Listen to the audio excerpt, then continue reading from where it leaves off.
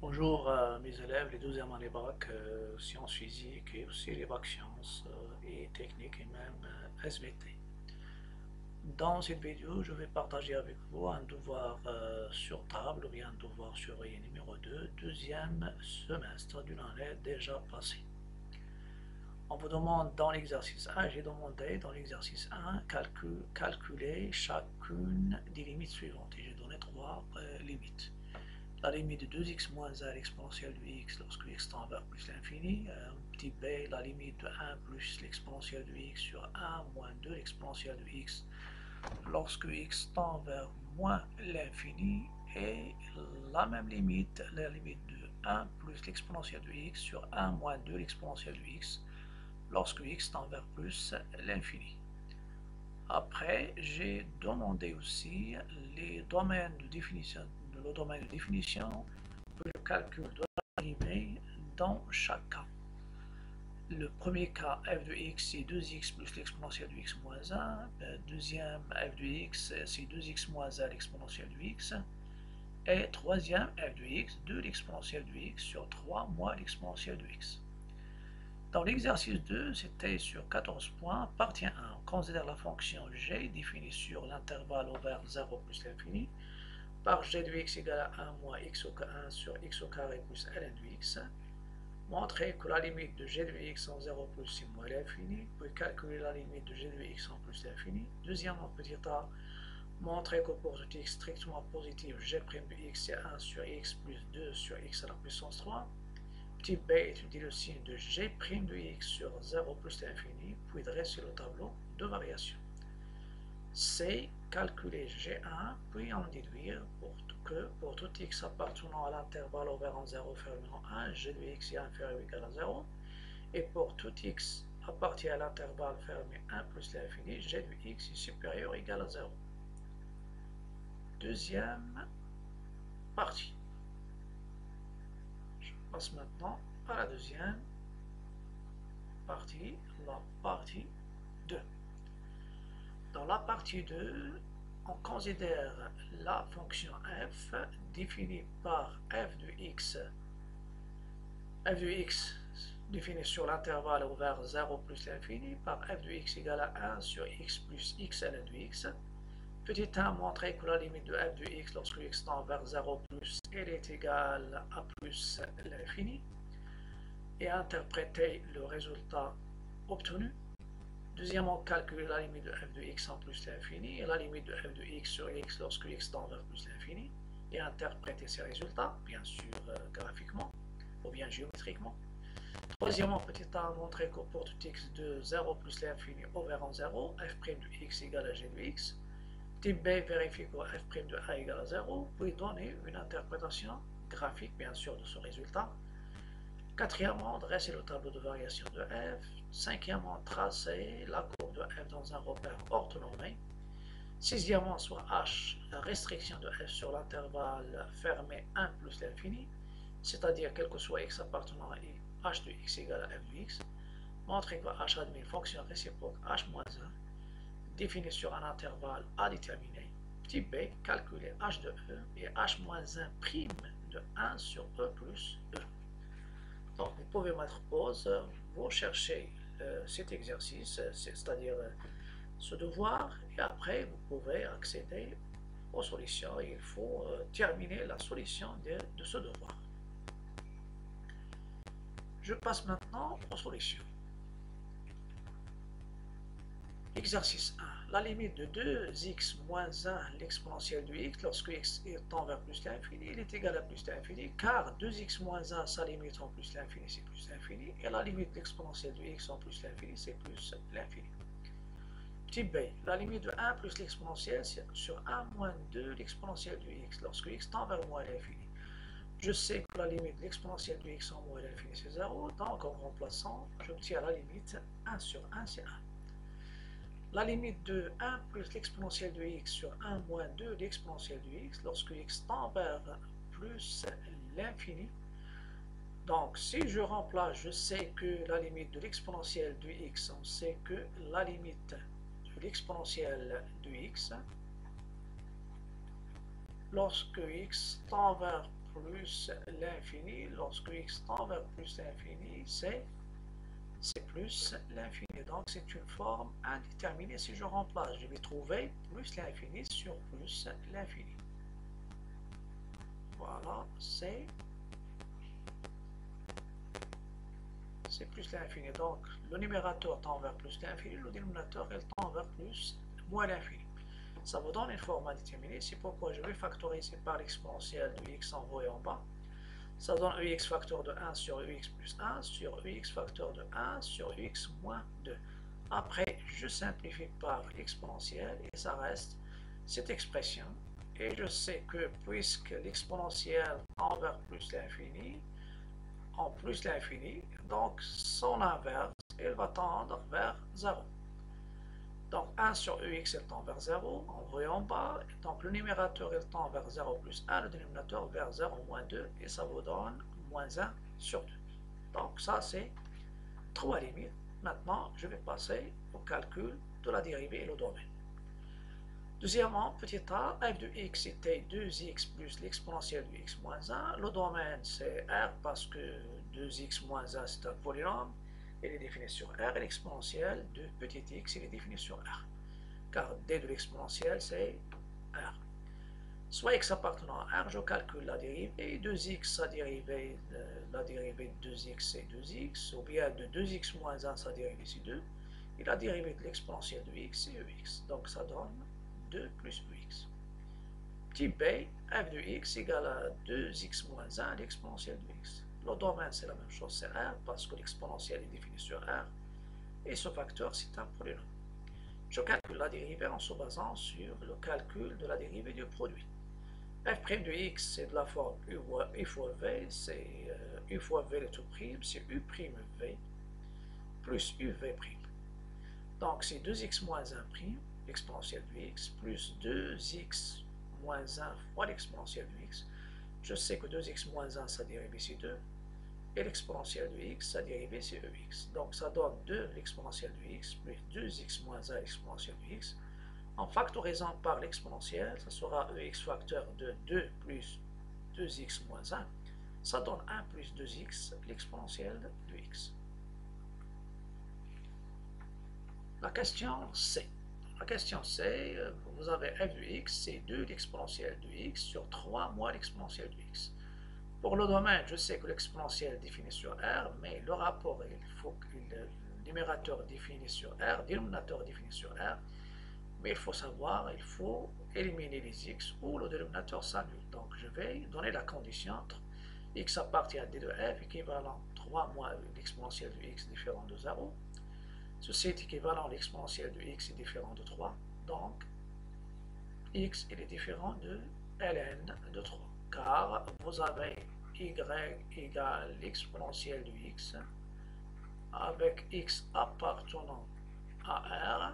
Ceci est équivalent, x c'est ln de y, mais le y il faut qu'il soit strictement positif.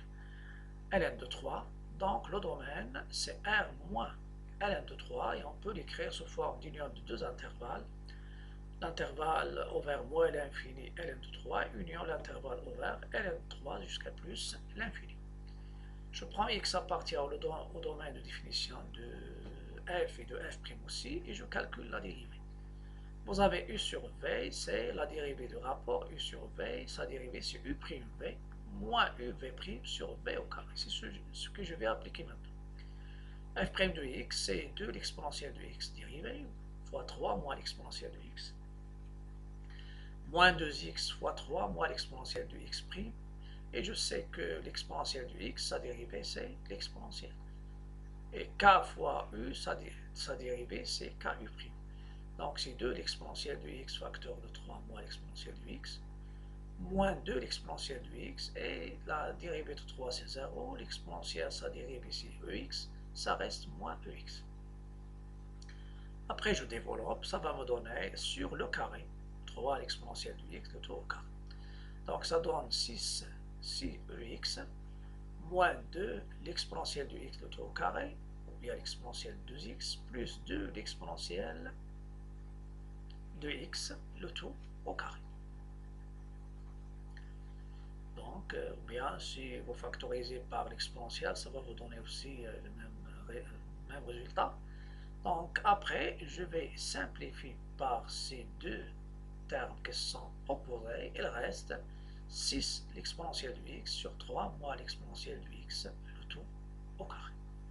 Donc, ça, c'est le premier exercice. On passe maintenant à la correction de l'exercice 2. L'exercice 2 contient deux parties. La partie 1, c'est classique, on donne une fonction g de x, g définie sur l'intervalle ouvert 0 plus l'infini par g de x égale à 1 moins 1 sur x carré plus ln de x. Et le but de g, c'est l'étude de signe qu'on va l'utiliser dans la fonction f qui sera étudiée jusqu'à la courbe et sera dans la partie 2. Ce qui est demandé, la limite de g de x en 0, lorsque x tend vers 0 plus, c'est la limite de 1 moins 1 sur x carré plus ln de x. Vous avez la limite de ln de x en 0 plus, c'est moins l'infini. La limite de moins 1 sur x carré en 0 plus, c'est moins l'infini. Et vous avez moins l'infini, ça donne moins l'infini. Donc, ça c'est une constante. Les opérations sur les limites. La limite en plus l'infini, dans ce cas-là, la limite en plus l'infini. La limite en plus l'infini de g de x, c'est la limite de 1 moins 1 sur x carré. 1 sur plus l'infini, il va tendre vers 0. Et ln, il va tendre vers plus l'infini. J'ai déjà expliqué ici. Donc, et le 1 c'est négligeable, donc la limite c'est plus l'infini. Maintenant, le calcul de la dérivée, soit x strictement positif, ça veut dire petit a, on vous demande la dérivée, la g' de x, c'est la dérivée de 1, moins la dérivée de 1 sur x carré, plus la dérivée de ln de x. Vous savez que u'1 sur u, sa dérivée, 1 sur u, sa dérivée, c'est moins u' sur u au carré. Et vous savez que ln de x, sa dérivée, c'est 1 sur x. Ceci pour tout x strictement positif. Donc, et la constante, ça donne 0. Donc, normalement, ça c'est 0, moins u', donc le moins x au carré, le tout dérivé, sur le carré de x carré, c'est x à la puissance 4, plus 1 sur x qui est la dérivée de ln. Donc ça me donne ici, moins avec moins ça donne plus, donc 2x sur x à la puissance 4, en simplifiant ça donne 2x, 2 sur x à la puissance 3, et plus 1 sur x, et c'est ça ce qui est demandé dans la dérivée. Petit b, on a pour tout x strictement positif, 1 sur x strictement positif, 2 sur x à la puissance 3 strictement positif, donc la fonction dérivée, elle est strictement positive. Et ma fonction, ce sera strictement croissante sur l'intervalle ouvert 0 plus l'infini. Tableau de variation, vous avez g, vous avez ici valeur interdite, bien sûr, c'est au 0. Donc, j'ajoute ici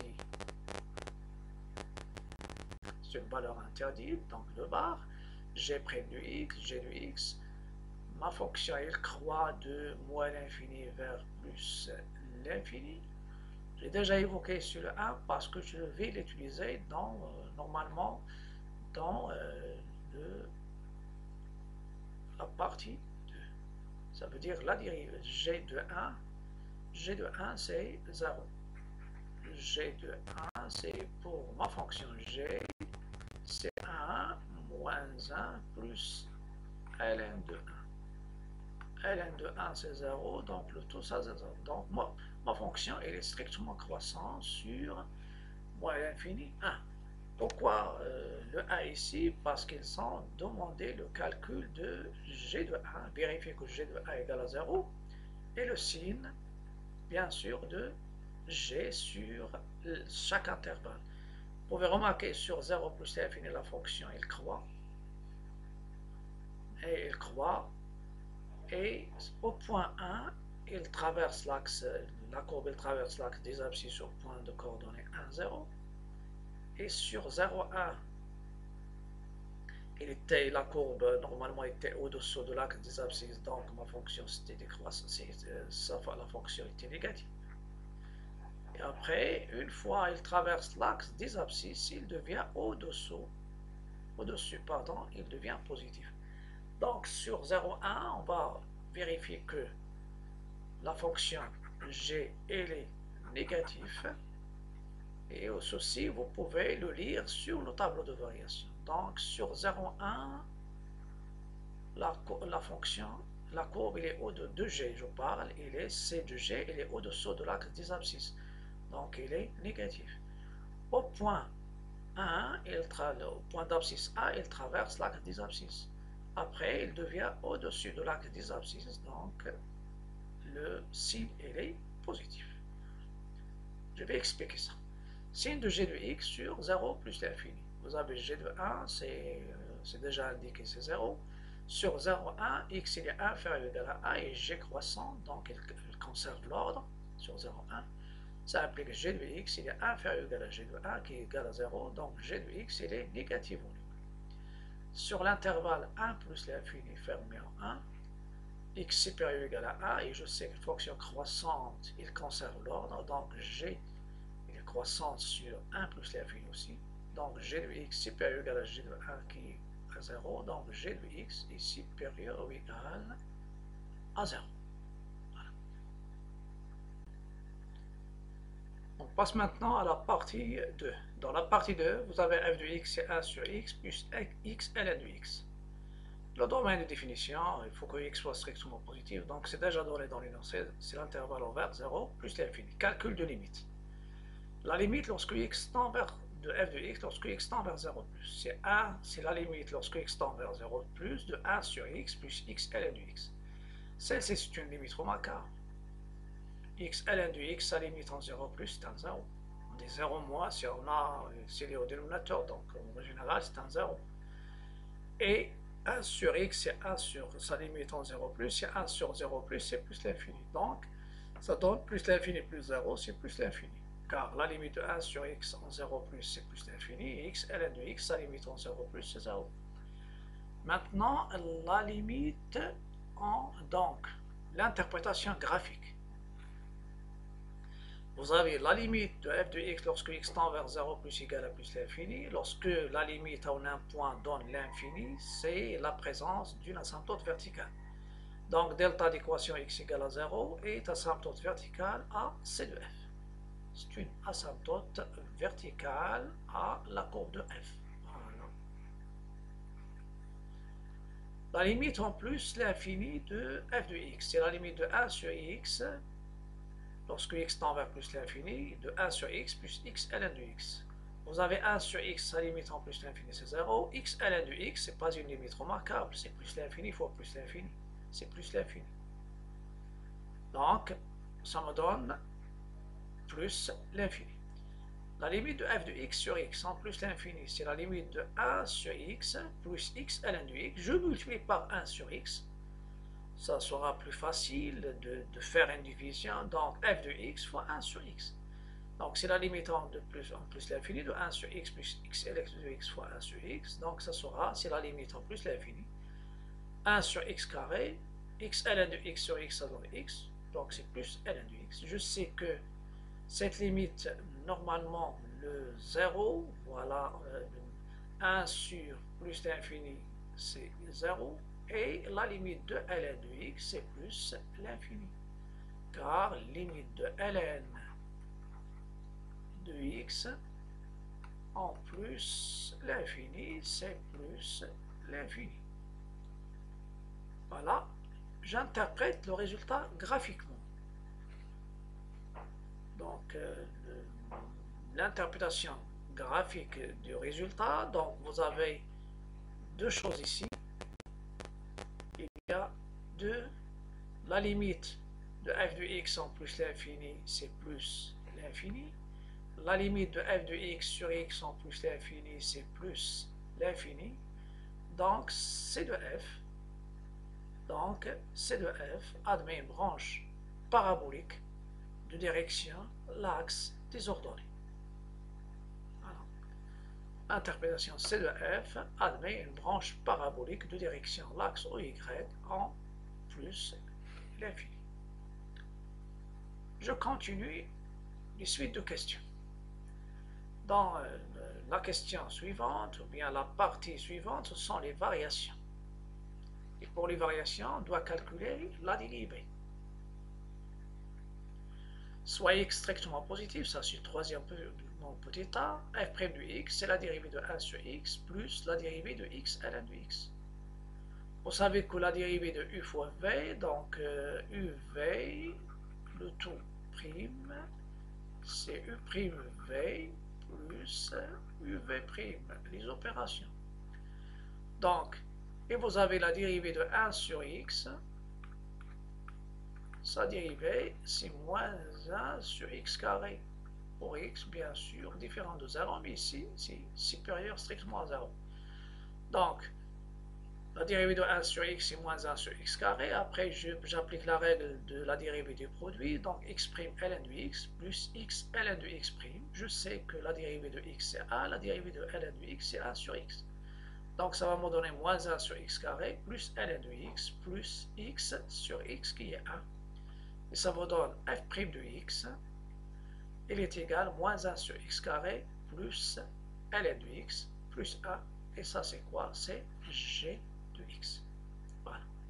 C'est ça le but. Donc, f' de x, elle est égale à g de x. Il vous demande ici, dans la question petit b, de calculer f' de 1. Vous avez f' de 1, c'est quoi? C'est g de 1, il est égal à 0. La dérivée s'annule. Et lorsque la dérivée s'annule dans un point, alors la courbe il admet une tangente horizontale au point d'abscisse ce point-là. Donc CF admet une tangente horizontale au point A de coordonnées 1, 1. Et si c'était une limite à droite, elle va admettre une demi-tangente à droite. Si c'était à gauche, une demi-tangente à gauche. Et sa pente, c'est le nombre dérivé, ou bien le nombre dérivé à droite, f' droite, ou bien f' gauche. Voilà, ça c'est la dérivée. Maintenant, je continue. Tableau de variation. Pour le tableau de variation, vous avez normalement ici tableau de variation de f, le signe de f' de x et celui de g de x sur 0, 1, la première partie. Donc vous avez, donc déjà, il y a deux barres ici, la fonction, la dérivée n'est pas, mais la fonction f n'est pas définie, voilà, donc, et aussi la fonction dérivée n'est pas définie, voilà. Donc il y a je fais en pointillé parce que c'est à cause du stylet. On a déjà vu que la dérivée f' égale à g, et g il est négatif sur l'intervalle ouvert en 0 fermé en 1, et il est positif sur l'intervalle 1 plus l'infini. Donc ma courbe, ma fonction f, il décroît de plus l'infini vers f de 1, et si vous calculez f de 1, c'est quoi? F de 1, c'est 1 sur 1 moins 1 fois ln de 1. ln de 1 c'est 0, donc ça donne 1 moins 0, c'est 1. Ça c'est la valeur minimale. La dérivée s'annule. Et cette valeur minimale, normalement, aux valeurs minimales, au point 1, 1, de coordonnées 1, 1, il y a une demi-tangente, une tangente qui est horizontale. Et après la courbe, la fonction, elle croît. Comment je vais tracer la courbe de ma fonction? Il y a une asymptote x égale à 0, c'est une asymptote verticale. Il y a une tangente au point de coordonnées. À ce point-là, il y a une tangente qui est le point 1, 1, une tangente horizontale. Voilà, c'est le point A. Et après, la courbe, elle croît. Et vers plus l'infini, va prendre la forme d'une branche de parabole dirigée par l'axe des ordonnées au voisinage de plus l'infini. Donc, l'asymptote verticale, le point tangent, donc la courbe, il décroît de l'asymptote, il touche la tangente au point tangent qui est ce point A, et après, il continue à croître et la courbe elle prend la forme d'une branche de parabole dirigée par l'axe désordonné. Donc vous avez déjà x égale à 0 qu'on a appelé delta, x égale à 0, c'est ça delta, l'équation x égale à 0, donc c'est une asymptote verticale, et vous avez CF, admet une branche parabolique dirigée par y en plus l'infini. Voilà. Et vous avez, c'est ça le point A, ça, le point A, où il y a une tangente horizontale. Voilà, x égale à 0. La courbe, elle décroît de, donc ça c'est de f, donc elle décroît de l'asymptote verticale, x égale à 0. Après, il décroît vers le point de corde A, qui est le minimum absolu. Il est atteint au point 1, et ce point-là, c'est le point où il y a la tangente horizontale, et après la courbe, elle croît, et elle prend la forme d'une branche de parabole dirigée par l'axe désordonné. Ça, c'est l'axe des x. Ici, c'est l'axe désordonné. Après, il nous reste une petite partie à traiter, c'est la fonction réciproque.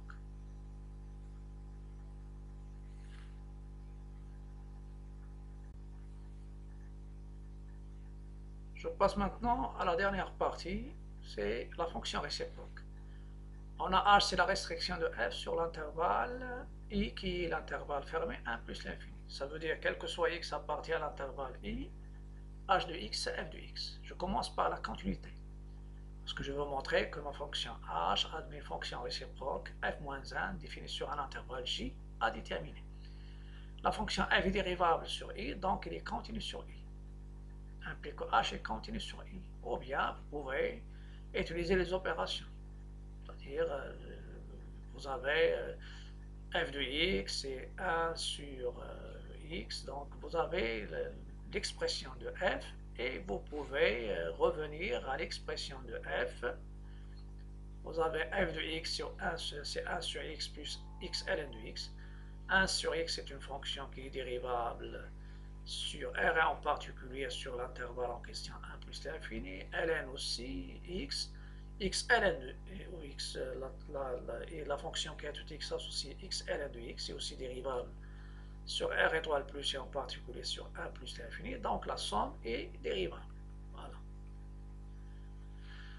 Donc il y a la continuité, maintenant la monotonie. D'après le tableau de variation, h est strictement croissante sur l'intervalle y, parce que f est strictement croissante sur 1 plus l'infini. De 1 et 2, on déduit que h admet une fonction réciproque h-1 définie sur l'intervalle j qui est égal j, il est égal à h de i. Donc j c'est f de l'intervalle 1 plus l'infini, puisqu'il y a la continuité et la stricte monotonie. Donc on garde l'ordre, donc c'est f de 1, la limite de f de x en plus l'infini, qui est égal, l'intervalle f de 1 c'est 1, et la limite de f en plus l'infini, c'est plus l'infini. Donc l'intervalle j, c'est 1 plus l'infini fermé en 1. On vous demande de calculer f de e. Et avant, je vais rappeler le théorème de la dérivabilité de la fonction réciproque. Et je cite le théorème. Si vous avez f est dérivable en un point x0 avec la dérivée f' de x0 est différent de 0. Si, alors.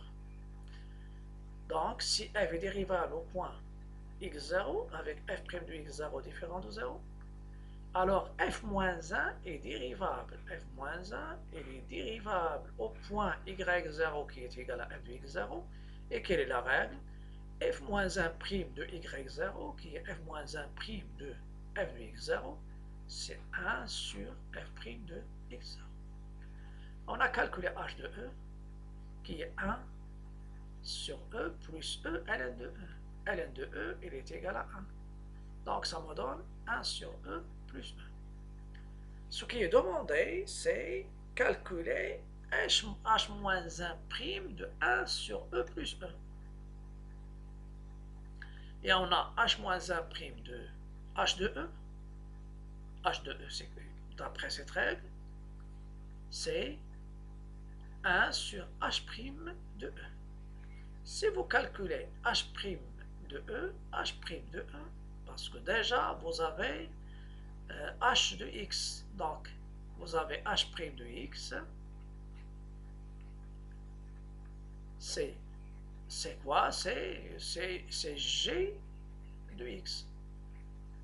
Donc h prime de 1 de e, c'est g de e. Et g de x, c'est quoi? C'est x moins 1 sur x carré plus ln de x. Donc g de e, ça donne 1 moins, normalement, c'est différent de 0. Donc le ln de e, il est égal à 1. 1 plus 1, ça 2, donne 2, moins 1 sur e carré. Réduire au dénominateur, ça donne 2e carré moins 1 sur e carré. Et tu prends l'inverse et ça vous donne la dérivée de h moins 1 au point 1 sur e plus e. Donc la dérivée h moins 1 prime de 1 sur e plus e, c'est e au carré sur 2e au carré moins 1. C'est l'application directe de la règle. Vous avez ici h prime de e, il est égal à 2 moins 1 sur e au carré, et en le calculant, ça prouve qu'il est différente de 0. Si je trouve 0 n'est pas dérivable au point bien sûr f de e, mais ici c'est f de e moins 1 sur e au carré, c'est un nombre qui est non nul. Donc ma fonction, elle est dérivable au point h moins 1, elle est dérivable au point 1 sur e plus e, et le nombre dérivé, ça veut dire h moins 1 prime de 1 sur e plus e, en faisant les calculs, en se basant sur ce théorème qui est très important, surtout pour la fonction réciproque. Et pour les sciences maths, on parle de la bijection réciproque. À bientôt et à la prochaine vidéo, mais je vous invite vivement à cliquer sur le bouton s'abonner parce que il faut soutenir ma chaîne, donc surtout sur YouTube, cliquez sur je veux les abonner sur YouTube, ça c'est un encouragement pour moi, et aussi essayez de suivre les vidéos parce que si les vidéos, si vous êtes intéressé par les vidéos, il faut continuer la lecture pour pouvoir, pour avoir bien sûr une formation sur tout ce ce qui manque, surtout dans l'étude de fonction ou bien dans toutes les parties du programme. À bientôt et à la prochaine.